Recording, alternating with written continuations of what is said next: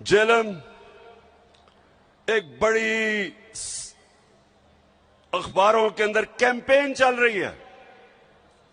Friendly media,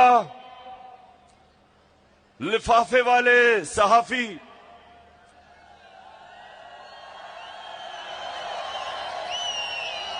आप जानते हैं ना लिफाफा वाला सहाफी कौन होते हैं। और एक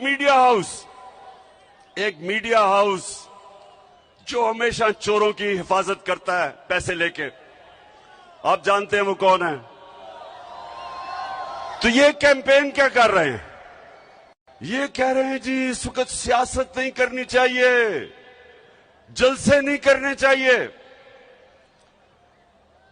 कान खोल के सुन लो लिफाफों,